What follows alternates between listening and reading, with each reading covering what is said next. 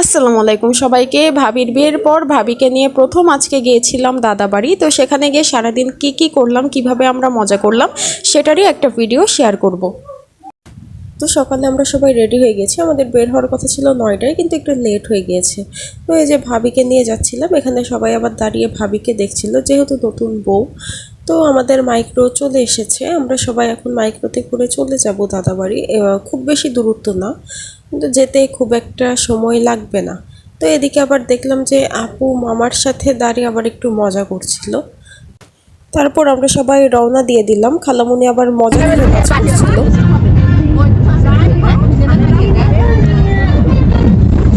তো আমার দাদা বাড়ির গ্রাম চাঁদপাড়াতে ঢুকতেই শুরুতে যে ইটভাটা দেখা যায়, এটা হচ্ছে আমার বড় ভাইয়ের ভাটা।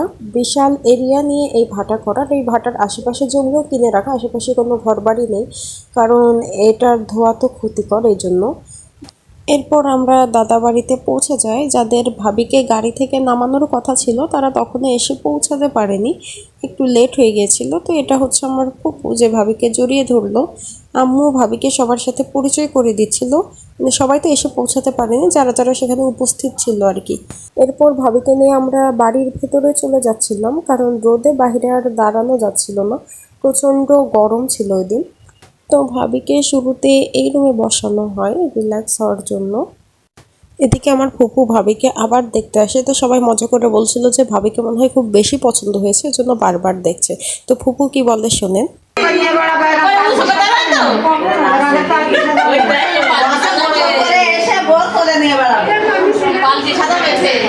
তো তারপরে দেখলাম যে খালামুন্নি আবার নিচে চলে যাচ্ছে বাকি সবার সাথে দেখা করতে। ওইটা হচ্ছে আব্বু উপরে আসছে এখন আবার। আর এই পাশে রুমে সব কাজিনরা বসেছিল, তো ওরা আবার হাই দিচ্ছিল। এরপর আমরা সবাই সকালের খাবার খেতে বসে যাই। এখানে পিঠা ছিল, পুকুরের বড় মাছ ছিল, তরকারি ছিল, টার্কি মুরগি ছিল। তো বেশ ভালো আয়োজন ছিল। এদিকে খালামণি ভাবিকে খাইয়ে দিচ্ছিল, আর আপু আবার রান্নাঘরে খাচ্ছিল, কাকি খাবার বেড়ে দিচ্ছিল। এরপর আমি আবার নিচে চলে আসি অ্যারেঞ্জমেন্ট দেখতে। দুপুরে গ্রামবাসীদের খাবার জন্য আয়োজন করা হচ্ছিল, বেশ বড় আয়োজন ছিল।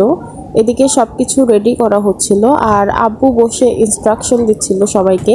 তারপর দেখলাম যে আম্মু সবার সাথে গ্রামে ঘুরে বেড়াচ্ছে আর কি, সবার সাথে দেখা করছে।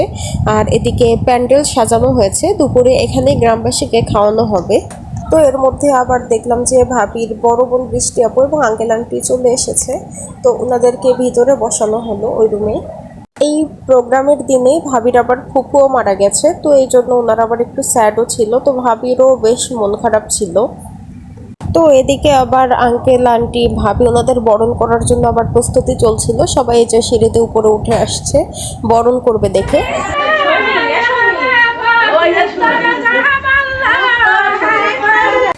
তো এই যে যিনি গান গাচ্ছে এটা হচ্ছে আমার আপু হয়। তো ওনারা গান গেয়ে নেচে গিয়ে বরণ করে নিচ্ছিল, বেশ মজার সাথেই বরণ করছিল। তো এটা হচ্ছে ভাবির মা, ওনাকে আগে বরণ করে নিচ্ছে। তো এদিকে আবার ওনারা নাচও করছিল। এরপর ভাবির বোনকে বরণ করা হয়। আর এইদিকে এই যে আমার ফুপু আবার এখন নাচ করছিল, মানে একদিকে এরকম নাচ চলছিল, আনন্দ হচ্ছিল, আর এই যে অপরদিকে আবার বরণও করছিল। আর বরণ করার পরে আবার একটু মিষ্টিমুখও করিয়ে দিচ্ছিল। তো বেশ মজাই করছিল ওনারা, আর একদম সবাই মন খুলে এনজয় করেছে। আর এদিকে আবার আমার অন্য কাকিরা ফকির সেজেছিল, যে এখান থেকে টাকা দিয়ে ফকির বিদায় না করলে ওনারা আর উঠবে না এখানে আর কি। তারা বেসিক্যালি অ্যাক্টিং করছিল।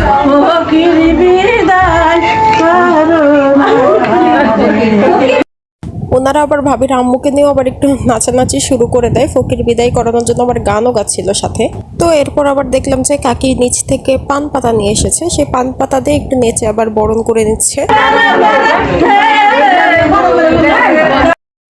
তো এদিকে আবার দেখলাম যে আমার আরাক আপু গেছে আঙ্কেলকে নিচে নামাতে আর কি বরণ করার জন্য, কিন্তু আঙ্কেল বলছিল যে উনি নামতে চাচ্ছিলেন না, কারণ ওনার একটু আবার মনও খারাপ ছিল যেহেতু ওনার বোন মারা গেছেন। তো বিছানাতেই সবকিছু আনা হলো, এখানে আর কি বরণ করা হবে।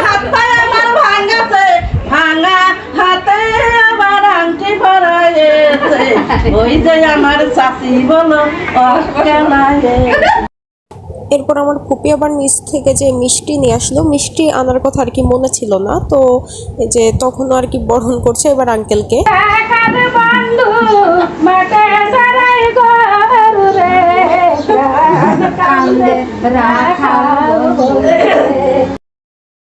তো এরপর আপু আবার দেখলাম সবাইকে মিষ্টি খাইয়ে দিচ্ছিল, এই যে এখানে আঙ্কেলকে মিষ্টি খাইয়ে দিচ্ছে আগে, দেন ভাবিকে মিষ্টি খাইয়ে দিচ্ছিল। তো ভাবিকে খাওয়ানোর পরে আবার নাচ করছিল।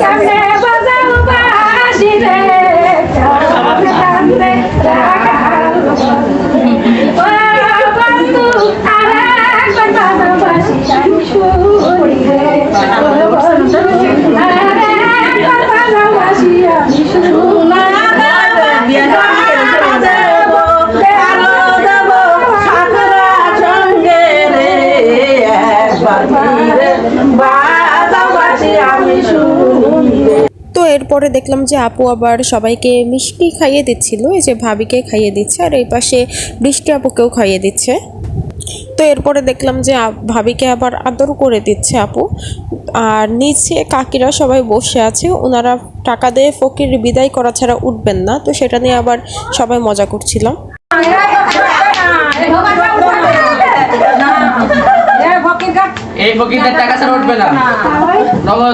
তারপর আবার দেখলাম যে আপু এদিকে সবাইকে পিঠা খাইয়ে দিচ্ছিল।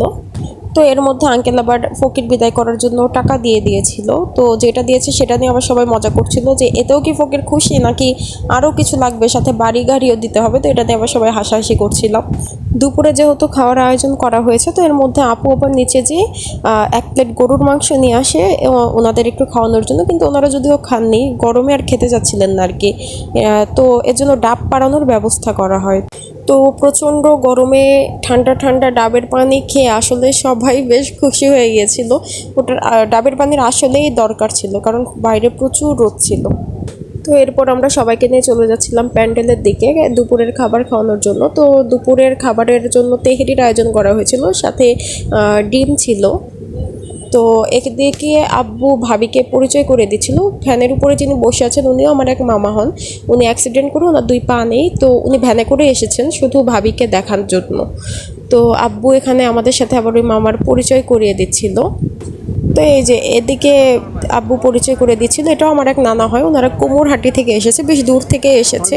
ওনারাও বেশ অসুস্থ, কিন্তু শুধুমাত্র ভাবিকে দেখার জন্য ওনারা প্রোগ্রামে অ্যাটেন্ড করতে এসেছে। তো ওনারা ভাবিকে আদর করে দিচ্ছিল, মাথায় হাত বুলিয়ে দিচ্ছিল আর দোয়া দিচ্ছিল আর কি। তো এরপর সবাই খেতে বসে যায়। এখানে সবার দুপুরের খাবারের ব্যবস্থা করা হয়েছিল। দুপুরের খাবারে ছিল তেহারি আর হচ্ছে ডিম। এদিকে দেখলাম যে আপু আবার খাবার নিয়ে রুমে চলে যাচ্ছে, আর আব্বুকে দেখলাম মন খারাপ করে বসে আছে, কারণ সে এই হাঁড়ির এখান থেকে সরলেই কারা যেন এসে খাবার নিয়ে চলে যাচ্ছে, মাংস নিয়ে চলে যাচ্ছে। তো এটা নিয়ে আব্বু আবার বেশি রাগ করছিল। আকাশ মেঘলা হয়ে গিয়েছিল, তো আমি ভাবলাম যে আমার দাদা বাড়ির আমি একটা ভিডিও ক্লিপ নেই, মানে পুরো বাড়িটা আমি এন্ট্রি থেকে ঘুরে দেখাবো। তো এই যে এখানে আবার অনেকগুলো হাঁস ছিল, এটা হচ্ছে আমার কাকিদেরই হাঁস। আর এই পাশে আবার একটা রাজহাঁসও ছিল, তো ভয়ে আমি আর ওটার কাছে যাইনি যে যদি আবার আমাকে কামড়িয়ে দেয়। তো এই যে এটা হচ্ছে ডুপ্লেক্স বাড়ি, এটা হচ্ছে বাড়ির ব্যাক সাইডের ভিউ আর কি পুরোটাই। আর সবচেয়ে মজার বিষয় হচ্ছে বাড়িটা দোতলা, তো পুরোটা হচ্ছে ওপেন, তো এই জন্য আলো বাতাস সব কিছুই আসে। এদিকে আবার দেখলাম ভাই আর আপু কাকির সাথে গল্প করছিল। আর বাড়ি ভর্তি আজকে লোক ছিল, যেহেতু অনুষ্ঠান একটা প্রোগ্রাম ভাবির জন্য। তো এদিকে আমার হচ্ছে কাকিরা ছিল, এই পাশে আমার আপু গল্প করছিল। আর এটা হচ্ছে আমার আপুর ছেলে। আর এই সামনের এটা হচ্ছে মাটির রান্নাঘর। আর এই হচ্ছে বাড়ি, ফ্রন্ট গেট আর কি। আর এটা হচ্ছে দোতলা। এখনও পুরোপুরি কাজ কমপ্লিট হয়নি, হয়ে গেলে আর কি ভালো লাগবে আরও বেশি। এখন ভাবি যাচ্ছে আঙ্কেল আন্টি চলে যাবে, তো ওনাদেরকে আগিয়ে দিতে। তো ওনারা যাওয়ার আগে আবার আমরা সবাই একটা পিকচার তুলে নিচ্ছিলাম, ফ্যামিলি পিক। যেহেতু কোনো পিকচারই আসলে তোলা হয়নি, এত তাড়াহুড়ো ছিল, খালারাও দাঁড়িয়ে গেছিল পিক তুলতে। আর এটা হচ্ছে আমার বড় কাকি, ওনার সাথেও আবার পিক তুলে নিচ্ছিল। দেন ভাবি এই যে বিদায় দিয়ে দিচ্ছে আপুকে, ভ্যানে করে ওনারা চলে যাচ্ছিল। আর পেছনে যে ভাইয়া বাইক নিয়ে যাচ্ছিল ওনাদেরকে আগিয়ে দিতে রোড পর্যন্ত, মেইন রোড পর্যন্ত আর কি। যেহেতু মেইন রোড থেকে কিছুটা ভেতরে হচ্ছে গ্রাম, তো ভাইয়া দেখাচ্ছিল যে এই পুকুরটা হচ্ছে আমাদের, আব্বু মাছ ছেড়েছে পুকুরে, তো কিছুদিন পরে আর কি মাছগুলো তোলা হবে। আর এটা হচ্ছে ভাইয়ার সেই ইটের ভাটা। তো আমি আবার বলছিলাম যে এত এরিয়া নিয়ে এই ইটের ভাটা করেছে যে বাইক কিন্তু বেশ স্পিডেই চলছে, তো বাইকে যে আমরা যাচ্ছি এটার এরিয়া আর কি শেষ হচ্ছে না। তো ভাটার আশেপাশের যে জমি আছে সেগুলো আর কি আমাদেরই। ভিডিও বেশ বড় হয়ে যাওয়ায় আমি এই ভিডিও ক্লিপটা 1.5x স্পিড দিয়ে দিয়েছি। তো এই যে মেইন রোডে চলে আসার পর এই যে আঙ্কেল আবার আল্লাহ হাফেজ দিয়ে চলে যাচ্ছিল। তো ভাইয়া আবার বাইক ঘুরিয়ে চলে আসে। এই যে এটা হচ্ছে প্যান্ডেলের অবস্থা, সবাই আর কি খাবার খেয়ে ফেলেছে। তো দেখলাম যে অনেকগুলো টেবিল বেশ ক্লিন, আবার কিছু টেবিলে খাবার নষ্টও করেছে। তো তো এই যে কাকিরা আবার এখানে খাবার দেখছিল, যে খাবার অবশিষ্ট আছে সেগুলো গ্রামের প্রত্যেকটা বাড়িতে আবার দিয়ে দেওয়া হবে। তো এটা হচ্ছে আমার ফুপু, উনি চলে যাচ্ছিলেন, যাওয়ার সময় আবার ভাবিকে দোয়া করে দিয়েছিলেন। উনি আবার বেশ ইমোশনাল, তো উনি কান্নাও করছিল। তো আপু বলছিল যে আমরা আপনার বাসায় যাব, আমরা আসলে কখনো যাই নাই। তো ফুপু বলছিল যে তোমার বিয়ে হলে জামাই নিয়ে একবারে এসে বারবার খরচ করতে পারবো না, যদিও ওনার আর্থিক অবস্থা আমাদের সবার থেকে সবচেয়ে বেশি ভালো, বাট প্রতি ফ্যামিলিতে এমন একজন মেবি থাকেই। তো এটা হচ্ছে আমার আপু, নিয়ে যাওয়ার সময় ভাবিকে আদর করে দিচ্ছিলেন, দোয়া দিচ্ছিলেন এবং নিজের খেয়াল রাখতে বলছিলেন। খেয়াল করে তোর আপন উঠাই এরপর আব্বু ভাবিকে ডেকে নিয়ে যায়। আব্বু একটা গাছ লাগিয়েছে, কদবেল গাছ, মানে আমরা কদবেল খুব পছন্দ করি দেখে আব্বু গাছটা লাগিয়েছে। তো সেই গাছে প্রথম একটা কদবেল এসেছে, তো আব্বুর ইচ্ছা ভাবি সেই কদবেলটা পারবে। তো এটা তো কুঞ্চি না, তো কুঞ্চি হলে ইজি হতো মেবি কদবেল পারা। তো লাঠি দিয়ে কদবেল আসলে ভাবি ট্রাই করছিল কিন্তু হচ্ছিল না। তো পরে ভাবি বলছিলেন যে এটা তো বেশ মুশকিল, দেন আব্বু আবার আসে ভাবিকে হেল্প করতে। তো ভাবি বলছিল যে বাবা আপনিই পারেন, আমি এমনি লাঠি ধরছি, দেখি এভাবে হয় কি না। তো দেখা যাচ্ছিল যে এইভাবেও হচ্ছিল না। দেন ভাইয়া আবার বলছে যে আমি একটা ট্রাই করি। দেন ভাইয়া আসার পরে ভাইয়া ভাবি মানে দুইজনে আর কি একসাথে যখন লাঠি ঘুরে কদবেলটা পড়ে যায়। তো এটা নিয়ে আবার ভাবি বলছিল যে দেখো একসাথে যদি আমরা কাজ করি তাহলে সেটা ইজি হয়। দেন এই যে কদবেলটা পড়ে গেছে, তো এই যে ভাইয়া সেটা আবার দিল ভাবিকে। ভাবি আমার কাকিকে দেখাচ্ছিল। তো এই যে আরেকটু সামনে আমরা গিয়েছিলাম, এই সামনে আর কি যে পুকুর আছে এটা আব্বুর পুকুর। আব্বু এখানে আর কি মাছ ছাড়েনি এবার, কিন্তু আগে যে ছেড়েছিল সেগুলোই আর কি অনেক হয়েছে। প্রত্যেক সপ্তাহে এখান থেকে মাছ উঠানো হয় 1-2 কেজি করে। তো প্রচুর পরিমাণে বাবুল হচ্ছিল। তো আমি আবার বলছিলাম যে তাহলে কি পুকুরে অনেক বেশি মাছ, যেহেতু এত বাবুল হচ্ছে। আর ওই যে দূরে আব্বু দাঁড়িয়ে আছে, আব্বু সেখানে সজিনার ডাঁটা পারছে, এই গাছটাও আব্বুর নিজের হাতে লাগানো। দেন আমি আবার আব্বুর কাছে যে বলছিলাম যে কিছু বলো। আমি লাগাইছিলাম, আমার গাছে খারাপ হয়েছে। আর এটা হচ্ছে আতা গাছ, অনেকগুলো আতা ধরেছে কিন্তু সেগুলো আর কি পাকেনি এখনো। আব্বু গাছ লাগাতে বেশ পছন্দ করে, বিশেষ করে যদি ফলের গাছ হয় তাহলে তো কোনো কথাই নাই। আর এদিকে এই যে ভাইয়া কাকি ভাবিরা দাঁড়িয়েছিল, তো ভাবি শাড়ি পরে এদিকে আসতে পারতো না। আর এই যে আব্বু খাড়াগুলো ছিঁড়ে নিচ্ছিল। তো আমি আসলে কখনো দেখিনি কিভাবে এগুলো গাছে আর কি যে ধরে, আমি সেটাও জানতাম না, এই আজকেই ফার্স্ট দেখলাম। আর খাড়া তো আঞ্চলিক ভাষায় বলে, আসলে এগুলো সজিনার ডাঁটা। তো আর একটা ডাল ফেলেছিল, সেটা আবার আম গাছের উপর পড়েছে। এই আম গাছটাও আব্বুর নিজের হাতে লাগানো, তো এই জন্য তার গাছের উপর তারই আর কি মায়া সবচেয়ে বেশি।